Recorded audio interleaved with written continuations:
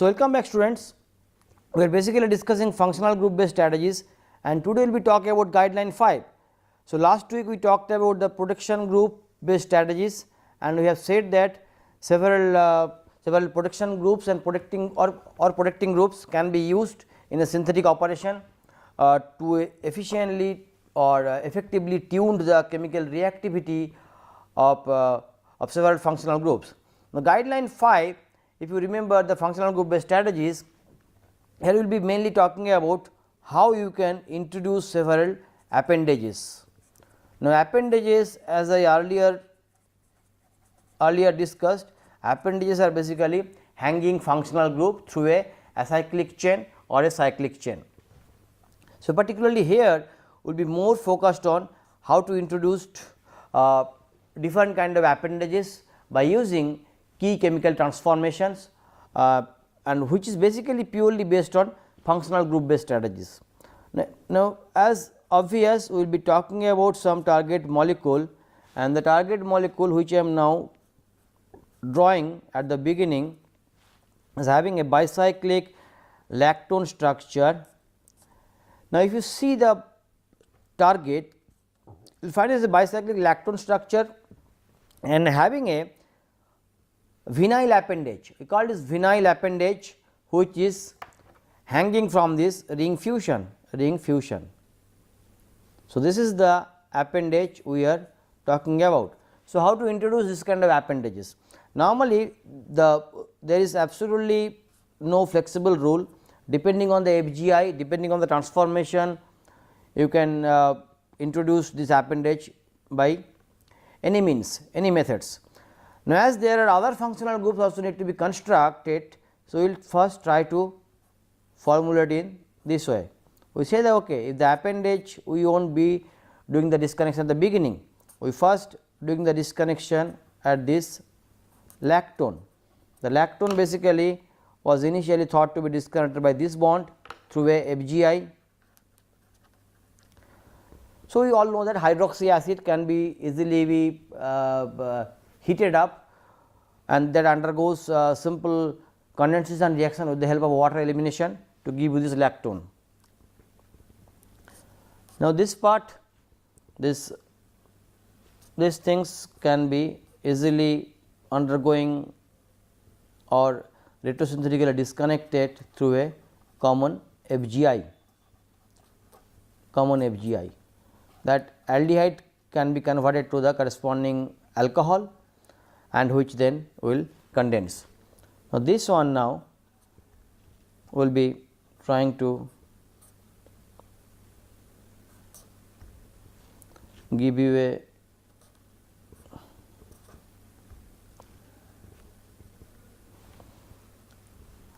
and then we need to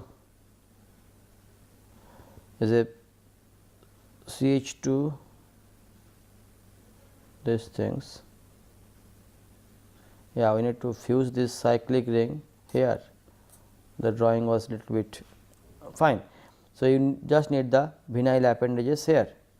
So, now if you see this is a cyclohexane and this vinyl appendages here, if you do some kind of oxidative cleavage here, that might give you this particular things, but you have a difficulties. You also have a vinylic appendages here, but that can be easily be controlled by one equivalent of ozonolysis. Ozone basically always touch the more substituted or more electronically rich double bonds. So, in that context, this double bond in the ring which is more substituted is more electronically rich. So, now the appendage is disconnected. The appendage disconnection now was done by a let us say okay, we will just try to put a ring in the this way, and then you see this appendage disconnection was now can be efficiently done by a vinyl, copper, lithium or a Gilman reagent. So, what happened? This is basically nothing a vinyl anion, it basically comes here, it basically comes here okay, goes there and O minus. So, this enol you basically trap it, and then you have vinyl, one double bond, you have a in between is a enol ether. The enol ethers are absolutely labile and they are electronically rich also. So, you can do a selective ozonolysis here to come here. So, this part is basically the appendage insertion, Now, also there are other ways which also you can be potentially use. Now, this molecule if you do a disconnection something like this. Now, what is this? It is basically a Baeyer-Villiger transformation. Okay. A Baeyer-Villiger reaction, in principle it can basically give you 2 lactone product. If this bond migrates, it gives you this, if this bond migrates, it will give you this other lactone, but if this bond migrates, because this is a more substituted. So, Baeyer-Villiger oxidation also is a good way to introduce these things. Now, this basically you can now think about also using this one. So, there is a, if you start this starting material, you do a vinyl copper lithium comes here and then gives you this compound, simple 1,4 addition, simple 1,4 addition. So, appendages are normally introduced at early stage or late stage depending on your functional group requirements, and you can basically think about introducing appendages at any point of time based on the appendage structure. So, next couple of problems which we will now discuss will be having similar appendages disconnection, where the appendages also contain some functional group. Like this particular molecule we say is a target molecule, is a cyclopentyl methylamine, and the starting material which was given to you cyclopentane carboxylic acid. It is basically purely FGI, the starting material already having a appendage or this functional group here. So, this is in true sense you can simply call it a FGI or functional group addition. Now, let us see what are the reactions you know which will basically give you to access this kind of compound. This is amine. Okay. So, amine in principle can be synthesized if you have a corresponding amide, is not it. So, amide is selectively reduced by a reducing agent like lithium aluminum hydride, you get the, this is a very conventional straightforward pathway. The amide can easily be prepared from corresponding acid chloride, and acid chloride can easily be prepared from the corresponding acid by using simple thionyl chloride. So, this is a straightforward FGI manipulation. You just do couple of FGI, there is nothing else, there is no name reaction involved, no transformation involved, it is very simple FGI to introduce the particular appendages starting from this functional group, In a similar way, we will be talking about how different appendages or different functional groups need to be introduced at different reacting site of a given molecule. This particular problem which is based on a similar kind of approaches, it is basically this compound is a natural product, its name is carisone. It is having antibacterial property, this compound is having antibacterial property. Now, if you see the structure is a bicyclic compound, and one is having alpha beta unsaturated ketone, one is having a tertiary alcohol. The starting material, I say starting material was given to you, I have given the starting material. The starting material was also given to you, fine. So, now you see that how you can correlate this starting material to this. Now, actually only differences with the starting material and this target is basically the starting material is having CO2Me and the target is having a tertiary alcohol. So, basically this appendage or this functional group you need to fine tune it, Now, if you do the retro of this particular target, it means that probably if you can protect this or something else like you do a other way. I say I will be not doing the protection, I will be doing this way.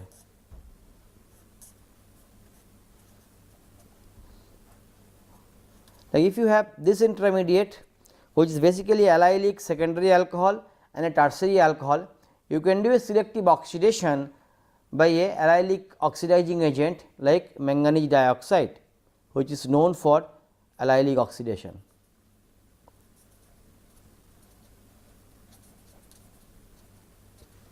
Isn't it? Now, coming to here, this compound basically is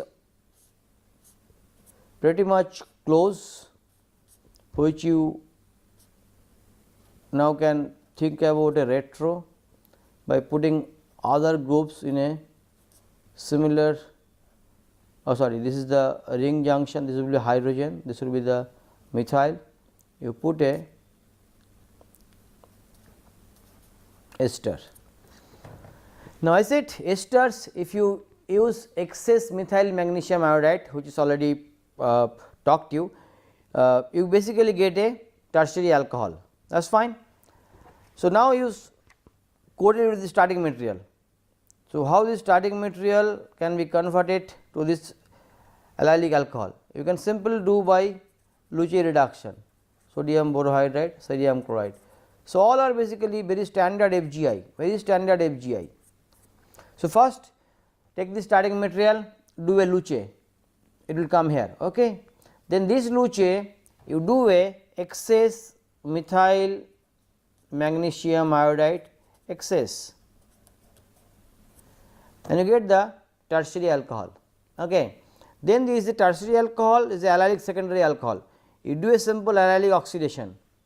So, here basically we are not using any protection, because allylic alcohols and tertiary alcohol there is no hydrogen, there is no abstractable hydrogen.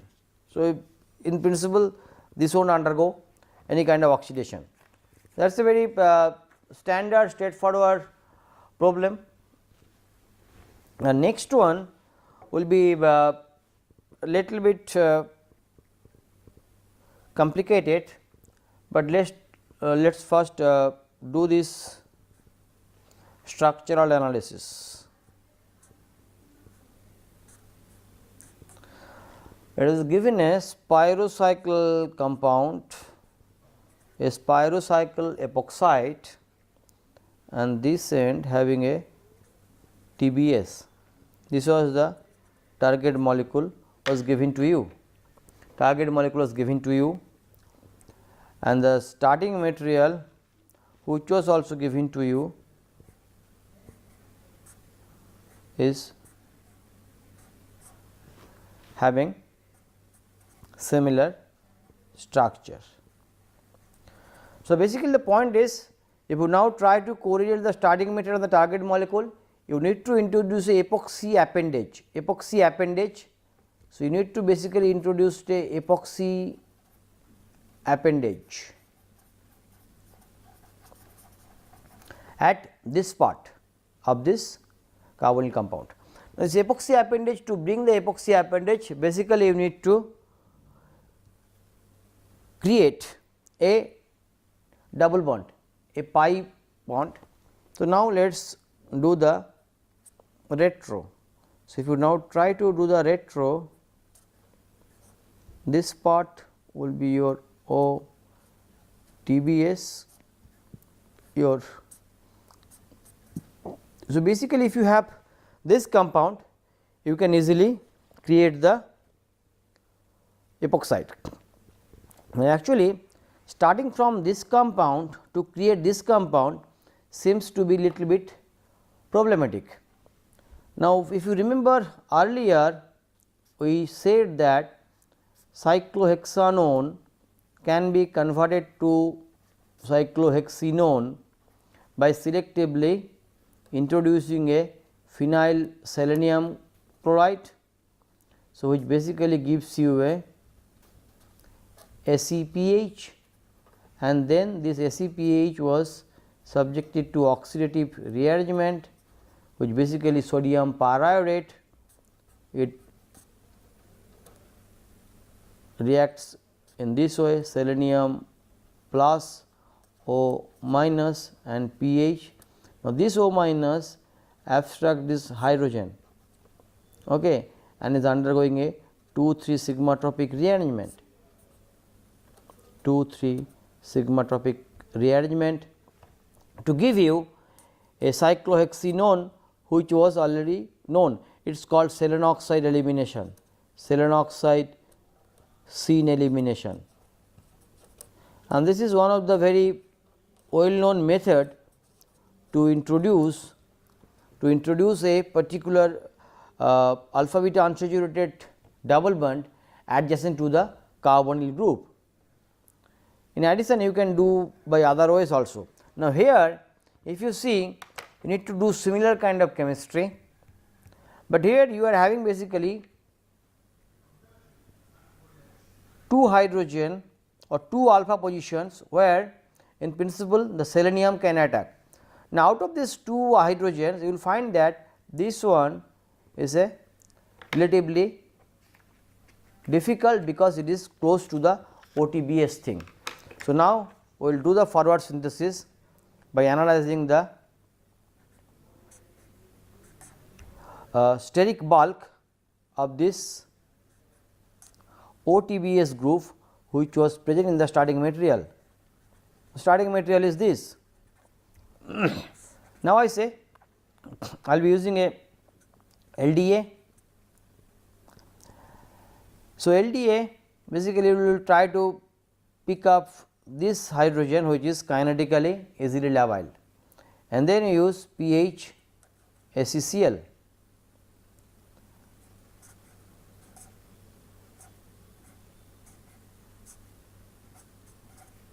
So, basically we will get this SePH. So, steric bulk of particularly this group, steric bulk of this group basically dictates that whether this hydrogen will be abstracted or this will be abstracted. As this is in close proximity, this hydrogen will not be abstracted by the base, and now as it is already abstracted, you just do the selenoxide scene elimination, sodium periodate and little bit heat, basically end up with OTBS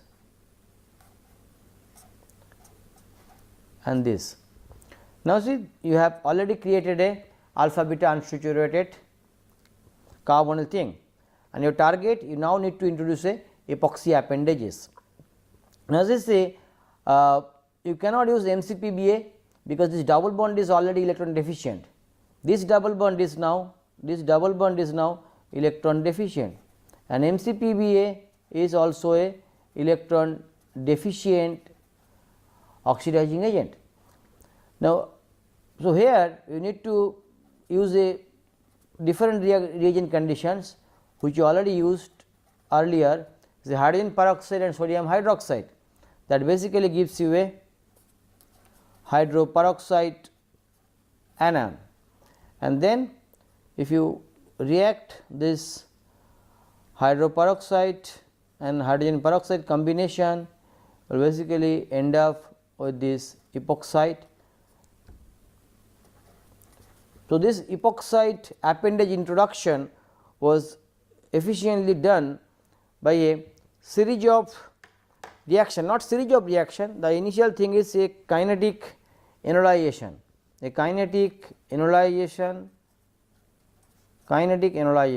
because the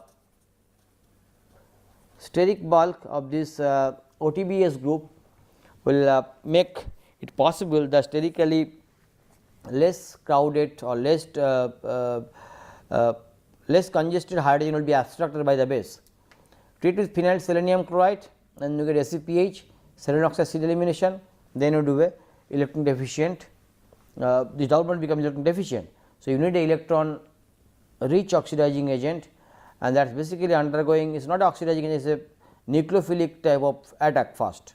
It is OH minus attack in the 1,4 Michael fashion, and then you have this particular epoxide appendage can be introduced. This is a very nice and interesting strategies. Next problem we will be trying to figure it out on a similar kind of thing. You say you are giving a cyclobutane based target and the appendage where you need to introduce a NH2 appendage, this particular functional group or appendage. Well, the starting material also is given to you. I have given you the starting material.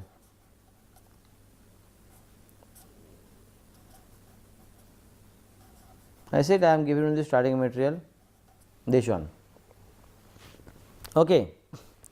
If you try to analyze that how you can close it, you see the number of carbons are almost similar. This starting material is having 3 carbon framework, 1, 2, 3, this is 1, 2, 3, 4. So, 1 carbon extra you need to introduce at some point. Now, do a very standard FGI, the initial FGI which you will be thinking is something like this. This is a very well known name reaction as the Hofmann type reaction. Hofmann rearrangement, amide to amine, RCONH2 to RNH2, which is a standard reaction which probably all of you are known in this 10+2 chemistry. So, Hofmann reaction is a very important reaction, and now this Hofmann amide basically you can easily construct from the corresponding carboxylic acid. This is also now a very well known FGI. Now, this FGI we now try to correlate how the starting material can be will be created from a corresponding carboxylic ethyl ester OPMB. Now, what we will do? We will basically cut here, and then now we will do a disconnection which is the main disconnection. Is a OPMB we set CH2Br and CH2Br or any good living group like iodo, and then here you will be having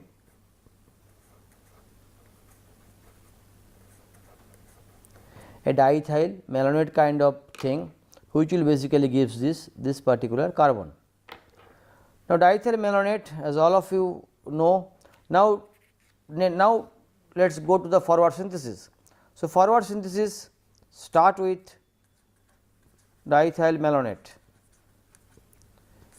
react with a base sodium ethoxide, generate the carbanion, one equivalent of, there are 2 acidic hydrogens. So, in principle both can be abstracted one by one, and the electrophile which is there is Br. Now, this Br it can be easily synthesized from the starting material which is given to you by a double apple reaction. Apple reaction we have already talked about, is a double apple reaction. Okay. So, now you do the successive round of coupling with this diethyl malonate to get this product CO2 ET. Now, what you do? You basically do the hydrolysis, base hydrolysis and heat it. So, one it will be dicarboxylic acid, and upon heating mono decarboxylation takes place and will basically get this carboxylic acid, cyclobutene carboxylic acid. So, now almost quite close. So, what you do? You convert this carboxylic acid to corresponding acid chloride by treatment with thionyl chloride, and then ammonia treatment, which will basically give you the corresponding amide you will get, and then you do the Hoffman rearrangement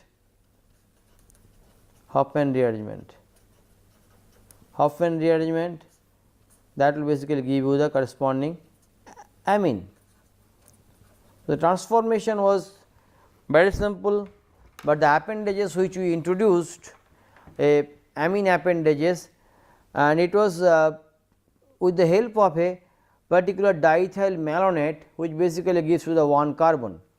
So, this is 3 carbon starting material, you introduce a 1 carbon extra to close the cyclobutane ring, and then finally you complete the synthesis. So, this is a very simple way or straightforward way you can continue this kind of approaches. We will be stopping our discussion by discussing a very simple molecule, a simple target molecule. The target molecule is basically something like this, the double bond geometry is jet, the target molecule I say, and the starting material which was given a cyclohexene, a starting material was given to you. Now, if you try to analyze this thing, we will say that this is basically the appendage, this is the appendage which needs to be introduced. So, now let us disconnect if you are having a compound like this. Okay. So, you can basically do a hydrogenation with Lindlar catalyst. So, this appendage, now how you can introduce a alkyne appendage. Alkyne appendage can be converted to a olefinic appendage by hydrogenation. Now, you see this particular alkyne appendage you can easily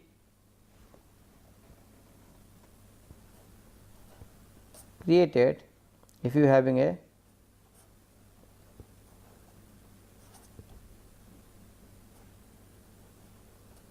MgBr, and this you can easily construct it from this cyclohexene.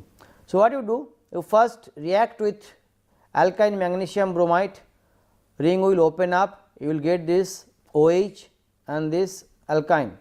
So, the product which you will basically get a OH and this methyl.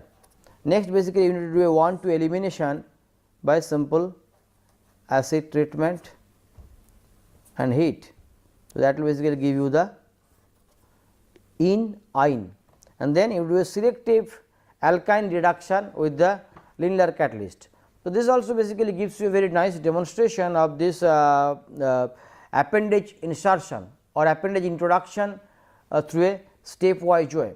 So, we will continue this appendage disconnection in next week also, and till then go to the assignments and try to study and have a good time. Goodbye.